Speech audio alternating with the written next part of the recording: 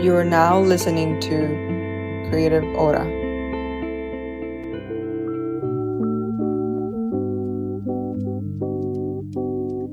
Hi everyone, welcome to Creative Hora. I'm Dalia, And I'm Mary. and we're so excited to welcome you back for an episode with two friends. Yes, hey friend, how's things going? Friend, I'm so happy to be chatting with you this morning. It's morning my time zone, but Right. yeah, I always love getting started with this vibe check and just getting us centered into our conversation. But yeah, if I were to think about one word that comes to mind in regards to just the current vibe, I would say, I would say content. Yes, and the reason why I would say content, it would be because I honestly had a pretty tough week this week. I felt very overwhelmed by just everything that's happening, but also a lot of pressure from work. And so yesterday, I actually spent the day with my niece. We had like a play date. We went on a walk together. She likes to run, so I'm like running with her and stuff. But we spent like a full day, and I woke up this morning just feeling really grateful and thankful, and so just feeling more content today this morning. Yeah, I love that. And I know it's super early on your side of the world in the West Coast, so yeah, I'm glad to hear that despite the early wake up, that you're feeling content this week. Yeah, friend. But what about you? What's the vibe on your end? Yeah, interestingly, this week, honestly, it's like some post Beyoncé concert blues, I would say. So last week had the chance to see Beyoncé live and direct on the 4th of July here in the DC area, and yeah, it was my first Beyoncé concert, and honestly quite a magical experience. And yeah, so this week I don't think I've ever experienced a post concert blues. I know I think I've heard you mentioned it, but yeah, I think this week was just rolling into kind of the wavy or riding the wave of that post Beyonce concert blues.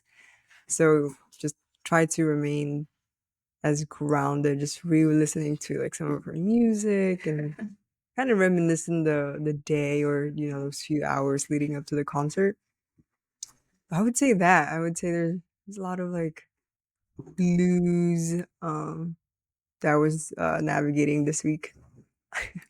Yeah, I can imagine, friend. But I know we talked a little bit about the Beyonce concert, and I'm so curious. Like, what were your thoughts and highlights of the concert? Yeah, I mean, I think a few highlights. Again, it was my first Beyonce concert, and like, a lot of her like, fans, and even the folks that I know who've been to her concert, just end up being really speechless. But for me specifically, I do think she is not only a performer and like a true artist and creative of her craft, but she's also very charismatic and cares deeply about the audience experience and along with her whole productions team's Mm, experience. And you felt that throughout the concert.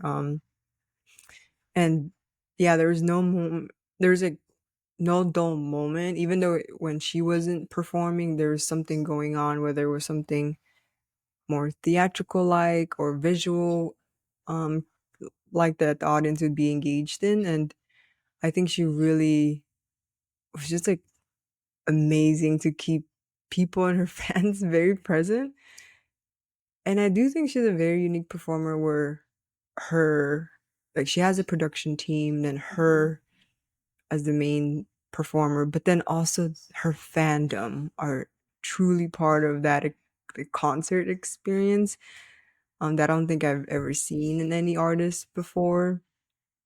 And I mean, yeah, like there's a reason why she will go down in history as the greatest of all time in terms of performance, in terms of her like just her community and her fandom, and then in terms of like as an artist. But yeah, and I think lastly, I would say what struck out to me was like just the community there, the fans. Um, they really are just exuding, kind of living true to their I am gonna show up as me. Like I don't really care who's around me, and I know I'll be somewhat supported, around the Beehive or the Beyonce um community or the Beyonce fans community. So I think there's that piece too where again, like the fans and the community were just really supportive of one another. And yeah, the fashion of people's interpretation of like what country meant for them was also Yeah. really fun to see. Yeah, that's incredible, friend. And it does remind me why there's all those jokes about Beyonce firing people when something goes wrong in the concert. But I think where that really stems from is like, you mentioned really the perfectionism and the high level of like performance that she is giving her fans. Like that's why there's all these jokes because like you can tell how intentional she is about like her performance, her outfits, her production. Like it is an experience Mhm. for her fans. So yeah, Yeah. I love that, friend. And you said some of those like blues that you post concert Yeah. blues. What's like one song that's been like carrying you through the week? One song? Honestly, I don't know, but well, I don't have one particular song, but I did rerun her Lemonade album. Oh, I love that. Um, so yeah, I think that was the one album I would say that I Hmm. just reran throughout the week. Um, because I think Lemonade was one of the first albums I feel like that I listened to thoroughly for some reason. I think just the artistry behind it, and yeah, she was going through, a rougher time during that period. But I think the way she channeled those times through creating an album like Lemonade was, yeah, something I don't know, it just resonated with me, I think, at that time. So I reran that album this week and it got me through. I love that. I think I feel like Lemonade dropped when we were in college. Yes. Like I just vividly remember that. Yeah. But yeah, that's awesome, friend. I'm so glad that you and Amani had a wonderful time and really enjoyed the concert. And now, like, together, both of y'all are pushing through the concert blues and listening to Beyonce. It's very cute. Yeah. Yeah, no, but no, yeah, I'm super grateful to have experienced that, and I think the blue will ride out eventually. Yeah, friend. But, I'm so excited to really, pull a card today and have a conversation with you around, some of the different themes that we Yeah. typically pick. So, yeah, I would love Yeah. for you, friend, to walk us through that. Yeah, again, for this portion of the conversation between Dahlia and I, we pull a card that has where we picked a category, and each different category has a different color. And so I'll start by naming the different colors, and then I can quickly choose a color maybe that resonates. Um, so gray is for dreams, yellow is for life lessons, a green is for expose, and then there's a baby blue for courage, orange for beliefs, and then a darker navy blue for self-awareness. Ooh. Let's go with I like the green right now. It's calling, speaking to me with which is the categories of exposed. So let's Okay, see. let's go. Oh my gosh. Okay, card. Okay, the card says describe a time when you let someone down. Oh my God, that's deep. Oh my gosh. Okay. Hmm. Dang, yeah, that's a tricky one. Okay. So I have a moment that came to mind, but I think it was like more so I felt like I let like myself down, I guess. Yeah, Um, yeah. Uh-huh. but okay, so I'll talk a little bit about this. But when I was in college, we talked about Mary and I. We went to Berkeley together. But I remember like prior. like in high school, I was, I talked also a little bit about this journey about being like a really focused on my studies, being a really good student. And when I transitioned into Berkeley, I actually struggled quite a bit. And that transition from being like valedictorian in my high school to then like going to to a university like Berkeley where the classes are huge, it's such a different environment. I really struggled to get my footing there. And what what I learned about the process, and it actually makes it really sad when I think about it, was that I was really struggling alone, and I Mm, didn't realize that there was like other people that were also struggling with this transition. We're all going through this at the same time. um, right. and so I really regret that I didn't ask for help sooner. And so I think that's one of the, I guess, like the biggest, like not the biggest, but like just like a letdown that I have with myself, that in hindsight there were so many resources available. I had like incredible friends. I had a community I was building. So I really regret that I allowed like my shame of not doing well prevent me from asking for help sooner. And I think that's just something that I'm very aware of now. But yeah, Mm. it's something where I'm like, I feel like I let myself down. Yeah, no, and I appreciate you sharing that, friend, because I'm sure we've had conversations about, yeah, that concept of asking for help is not, at least from the conversations we've had, it's not like a very organic thing for us to Yeah. do, to just immediately raise our hand and ask for help. And I can see how you would feel like you had to navigate that alone, or how you can feel like you let yourself down for not doing that earlier.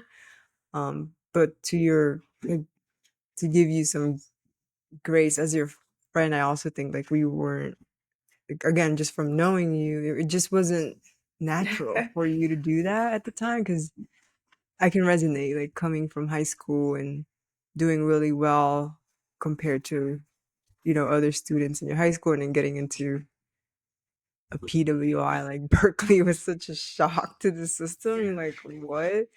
So it wasn't. Yeah, I think it just wanted to give you that space and grace for yourself too. That it wasn't an organic thing to do, to raise your hand for help, because it wasn't that way in previous like years, whether it was elementary school through high school. So Yeah, friend, I really appreciate those words. Thank you.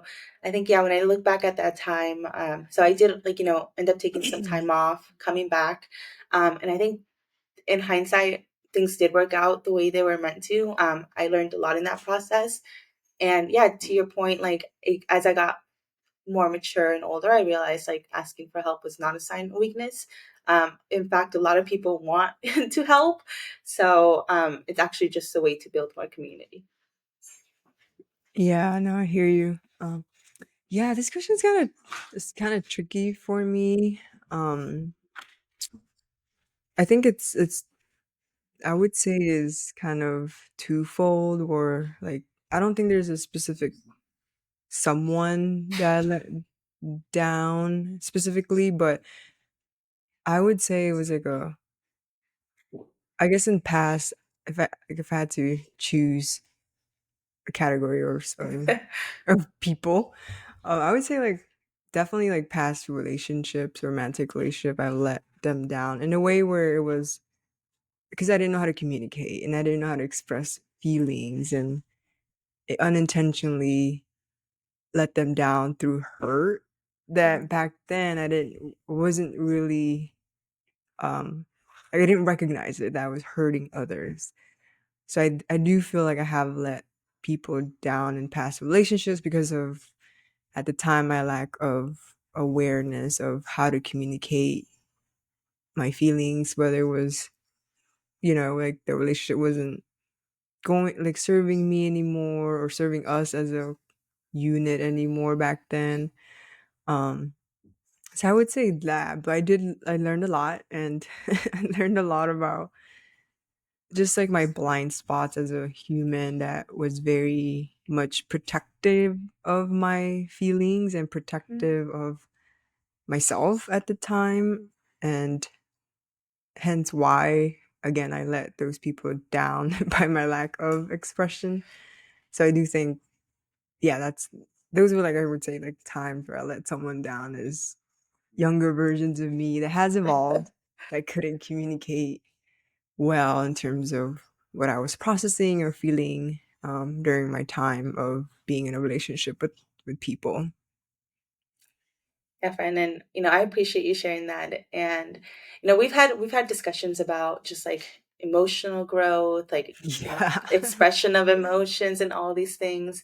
But also just to like you know touch on what you mentioned there. There's like when we had discussions about all these things, like like we were so young, we were like in our early 20s trying to figure it out. Um, Right, dude. and even with this like earlier relationships, like it's like so harsh to even put it in the place of like, oh, you let this person down. It I sounds know. so Yeah. so intense. um but I can see in the way that you just mentioned, just a reflection around ways that Right. you could have better communicated, you could have better expressed these things. But I also like I always think it's like a mutual two-way street. So Yes. it was like 100%. I really appreciate you like taking that accountability, and utilizing that accountability not for anyone else but for yourself, to make yourself, to work on yourself and your emotional journey. And I think that's one of the things that when we've talked about the journey of the reflections on a relationship, you really took those learnings and directed them to yourself. And Mm-hmm. in the way that they've really just evolved. And we've talked about your journey, being able to express your emotions for more and be able to be in your joy and your vulnerability. Like that's so beautiful, friend. And so these relationships, there's so obviously they're so tough because they're the earlier relationships, but they really opened so many mirrors for you to um, work on yourself and be the person that you are today. And I'm just so thankful that I've seen that growth, friend. And not to say that there wasn't growth before, it's just the way that you utilize that knowledge to just Yeah. make it deeper within yourself.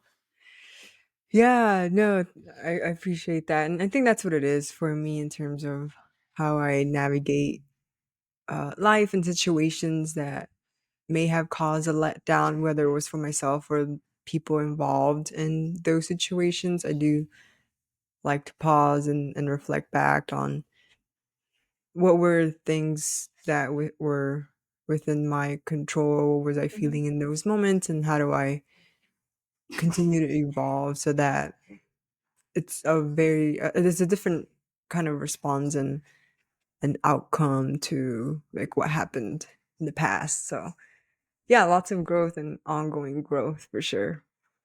Yes, friend. I love that. I love that continued growth. Yes, ever evolving for sure. You know what I was thinking about when it came to this question? I was so Yeah. extreme. I was Wha- thinking about the most extreme stuff. Um, but it's just the way to that feeling of letting someone down. That's so intense. That That's was, yeah, like it was a it's deep one. heavy. Yeah. Yeah, I'm sure like it could have gone so many different ways, and it is a very like a very deep question that makes you prompt and or Yeah. pause and like, ooh, yeah, that time. But I would love to transition, friend, into a conversation around just a creative pulse check, understanding, what's been going on in that journey. And I know there's, a few updates on Haya, and I have a few updates as well. But yeah, friend, I'm excited to catch up on this. This is actually my favorite part because I get to hear about what's going on your end. Mhm. And with Haya, things keep evolving. So every time I ask you this question, there's like a new update, and I'm sure there's another new update today that I haven't heard before. Yeah, yeah, definitely. So again, just for the audience, so my partner Amani and I founded Hoop As You Are, also known as Haya, which is a women's and queer uh, basketball community in the DC, Maryland, and future in Virginia area. Uh, and I think, friend, just to update you, so since the culmination of the league about a month ago, we've been kind of on a steady pause and reflect, but and continuing the momentum of what's next. So in the last, I would say, maybe a couple months or last few weeks, I guess, we did we are going to officially continue a fall league. So sometime in maybe September, October time frame. So we'll be That's running so it back. exciting. Yes. And with that, we will continue it with the county here in Montgomery County in Maryland. And I think since they saw the success of the championship game, the All-Star game, where again the first openly gay councilman came out during Pride Month to recognize Haya and the efforts of providing the space for the community. And there was just so many family members and friends that came out too. I think the county lead or the Montgomery County Recreation um saw that value and saw that community, and they actually responded to us with a letter of agreement finally, and we're Yay. finalizing We love contract. contracts. Yes. Finalizing kind of a formal contract, a formal letter of agreement with them in terms of really seeing us as a true community partner. So then we can continue the momentum of providing again like a league and a space for women in the queer community to play basketball. So that was definitely a huge win. We Amani and I were super excited by the just the positive outcome of that meeting because I know we've gone through a series of hiccups with the Mhm. county and lots of learning lessons, but I do think we reached a compromise and an agreement of uh, reflections of where we again the hiccups that we encountered, but also where we want to move forward. So super stoked about that letter of agreement, and so then we can continue providing that space for the community. Friend, that is so exciting. I am so excited for you and Amani. Honestly, that is incredible because literally you've already had such a huge impact on building this community together.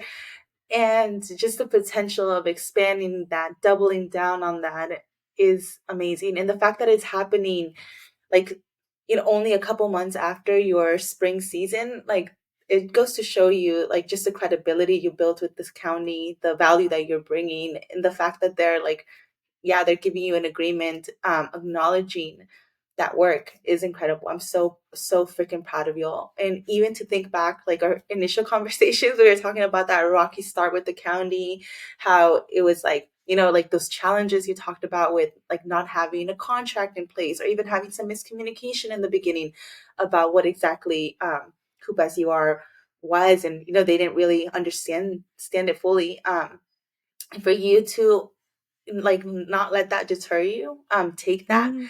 and have an incredible season, an incredible community. It just like spoke for itself, friend. And I'm so glad that this is going to continue to grow. It's a needed community, it's a needed resource, it's a needed hobby. Like it's so needed, and so it's amazing that it's going to continue to expand. Yeah, no, we're super excited. And again, Amani and I are continuing to really fine tune what does brand mean for us and for the greater community and what our vision is and how do we continue to move that along.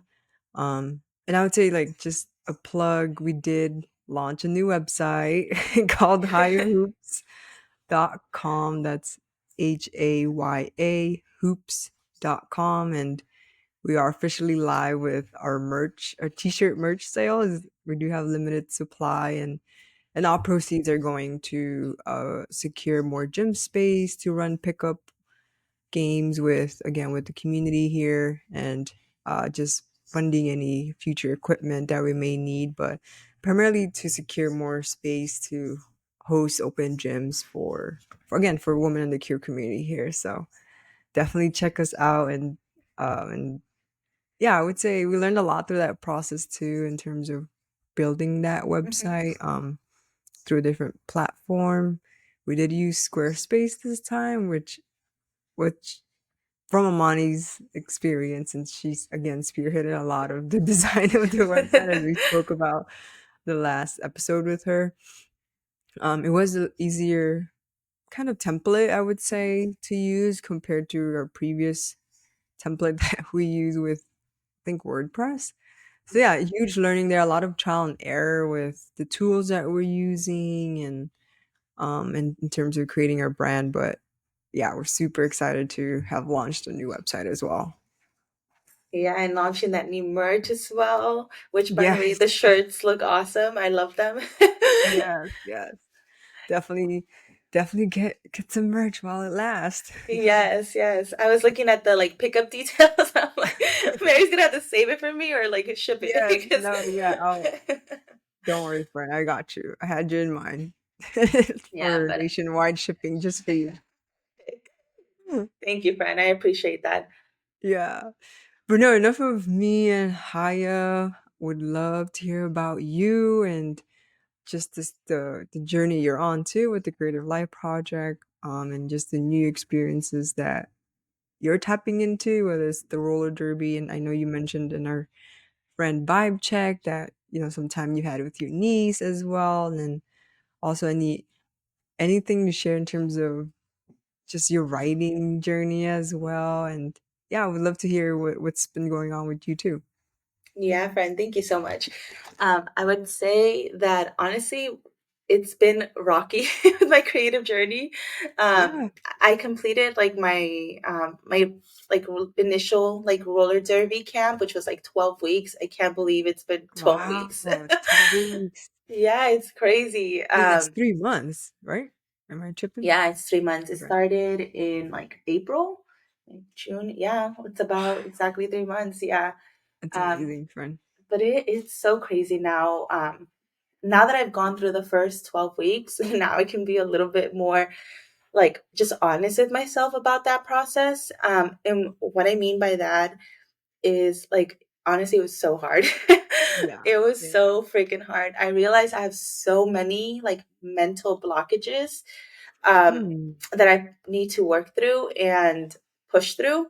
I had like my final assessment last week. And in that final assessment, I didn't pass. But I got like a basically like a thumbs up to move to the like in between like level one Okay. and two. They have like a 1.5. Yeah. And Yeah. so I'm like, that's perfect. That's exactly where I need It's to be. progress. Yes. I love Yes. that. But like in that journey, yeah, there was like I would say like two main things that I really learned.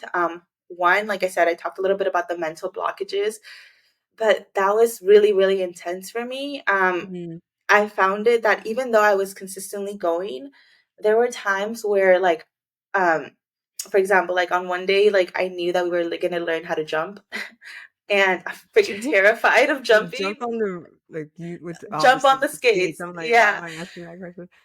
And Wow. I saw that, and typically I don't check what we're gonna do the day of because I'm like, no, I don't want to like overthink it. But that for some reason that day I was like, okay, I'm gonna like just see what we're doing, and I saw we were gonna jump, and I was like, oh my gosh! And immediately, dude, my brain was like, well, I don't have to go to class today. I'm really tired. I had a long commute. Like, I just started making a whole bunch of excuses. I was like, I don't like, I don't know. I have to wake up early tomorrow. I'm like, it was just so many things that came to my mind. Um, and honestly, I hate to say this, I'm gonna have to be honest, but it was something that if I did consistently before practice, I'm like, I was trying to find reasons not to go. Hmm. And the Mhm. crazy thing is that after I would go to the practice and I would, get out, I would be so happy. I'm like, I'm so glad I came because every single time I did something that was terrifying for me that I never thought I would do, like skating backwards. That's so scary. Like, and I skated backwards. I jumped on the skates. I learned how to like turn where it's like you're on like only on one foot you're doing a turn and like these are things that I was so scared of and I never thought I would even get to a point where I could attempt them. So not just attempt but be able to do them was like so huge. So even though I say there's a lot of mental blockages that I had to push through, I still like did it and I still like I was so uncomfortable all the time and I still was like present with that discomfort. And also the good thing about skating is you can't stay in your head too long, honestly. Like, because if you stay in your head too long, you will fall, you will get hurt. I had like one day where I went into practice like really checked out, to be honest, because I was like just like all over the place. And when I got onto the rink, I realized I had my helmet backwards and I didn't even have my wrist guards on. Oh my So, god. like, yeah, there's these things where you, like, I literally, they called me out Mm. right away. They're like, your helmet, your wrist guards. But those are things that, like, if you're not, like, present, they do make an impact. So, yeah, one of the biggest lessons, just thinking back, has been like, yes, there was a lot of mental blockages, but also, yes, there was a lot of breakthrough in those mental blockages. So I'm so proud of that because I that really has broken some like limitations that I had for myself. Wow. This Yeah, the second thing, friend, which oh my god, it's like a theme that keeps coming back, and we've talked What? about it, but it's like the confidence, Okay. like the Yeah, confidence yeah. thing is such a huge thing. And you know what? Initially, when I was going through like the roller derby, they like filmed us. So I have like footage of me and I can see it in the footage like that, like Mm-hmm. just like the not it's not fully the lack of confidence, but the way that I think I mentioned like I'll stop myself when I'm going too fast or I'll like second guess it and then I won't do it. All those things are so evident in derby because like one, they're filming you, so you're getting a chance to see how you're progressing, and you know you can't hide from the video, so you can definitely see like the ways that you know sometimes I wouldn't even attempt something. I would like do Yeah. it till the next time. I'll be like, oh okay, I'll like in that moment you're supposed to do like a certain thing, and then I'll be like, okay, no, like not in this moment, I'm gonna do it till the next round or something, Yeah. or and then, so at first I thought this is only like something that it's so good that I'm working on in my job. Then I realized that there's also a lot of lack of confidence in my job. I started to see the Mm. way it was like trickling down into like other aspects of my career as well. Mm-hmm. Like I do feel confident in my job, but there's Yeah. certain moments where I could be like, basically like I work in sales, in tech sales, and I have a lot more power than I think I realize in that role. Um, I work with like executives and stuff, and so sometimes I get really intimidated that it's like I'm talking to like a CEO, I'm talking to a CTO, and so I kind of like make myself smaller in those situations. Mm. And so I'm trying to work on being more and equal with these individuals, just even like in Mm. my confidence, so that you know that's coming across in like sales, you know.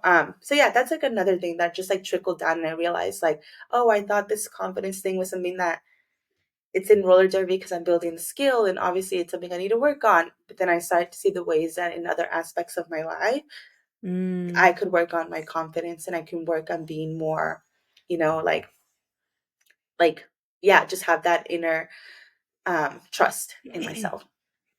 Yeah, no, I mean, I think in listening to you, I mean, definitely derby and tech sales is not for the weak. So, friend, and give you like hella credit for just being in those spaces. And I can imagine just the what you feel during, whether it's doing a pitch for during for your job to sell like the products that your company is selling, but also yeah, I'd be also terrified if I read, "Oh, we're jumping on skates." That's it's four wheels, or yeah, like I'd be terrified too. But no, I mean, it sounds like based on just the journey I've heard you, like, yeah, derby was like this new thing, new hobby, but it's serving more than just like a physical hobby. There's a lot of things about your participation in a new hobby, and specifically in roller derby, that's pushing you to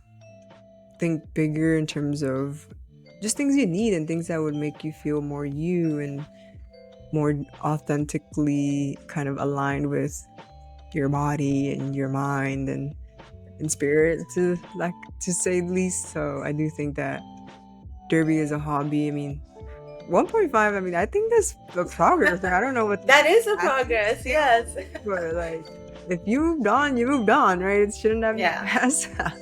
yes. um but no, I love hearing the reflections, and I think again the hobby has brought you more than just like being in a sport, but I think it's so much more than, again, just like the concept of moving your physical body, but there's also like the mental piece component to it, Like, and then there's the emotional piece to it. So I think, yeah, I'm excited to hear what 1.5 looks like, hopefully. Yes. um, Yeah. 2.0 is when how you it- get into the contact portion. So I'm like, I'm good at 1.5 for now. yeah, no, friend, but no, yeah, I love that. I love the reflection of your journey. Yeah, 12 weeks in Derby. Wow, It's crazy. Yeah. yeah, it seems like it flew by for sure. Yeah. And I think like at this point, like something interesting happened in the last week where people started talking about like, hey, what's like your roller derby name? Like, what are you thinking Mm, about? And like, just for what's context, yours? like, okay, so that's the thing. So I thought like maybe something that would help me as I'm like building my confidence was to actually like start thinking very seriously about my derby name so that I could start Yeah. thinking about it as a little bit of an alter ego, you know? Yes. Yes. Yeah. So like you know, like Beyonce has Sasha Fierce. Like I like that's like I that's what I'm trying to like build in Derby, like having that alter Uh, ego. uh, So I don't have an official one to be honest. There's some that okay. I've been like playing around with, and I'm Yeah. like, Yeah. oh, I kind of like the way this sounds. So in Derby names, the names are supposed to be like really like gritty, intense, you know, like Grungy. yeah, grungy, exactly. So one that came to mind, which I don't know if it's too morbid, but like Black Dahlia. We Because love I'm it. We like, love it. I feel like Scorpio vibes. very Scorpio vibes. I feel like I could get creative with it. I could like literally do like full like skull on my face if I play a game, you Yes. know, because yeah, obvious reasons. Maybe wear like dahlias on or something on my helmet. I don't know, but I I like where just it's like going. I like it, but I'm one of the things, of course, that I'm like mindful is like if my derby name is Black Dahlia, it still has my real name in it. But I guess I don't Okay. really mind. Yeah. But yeah. Yeah.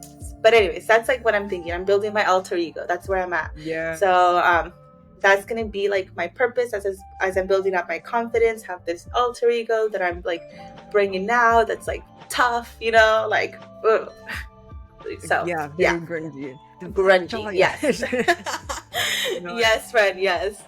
But yeah. I'm excited. Yeah, I'm excited to hear as you continue to unravel like what that roller derby slash alter ego is for you. I'm excited to hear kind of the how you came about it and what it means to you, and yeah, so keep us updated in terms of you Yes, stick with the friend. Black Dahlia or not.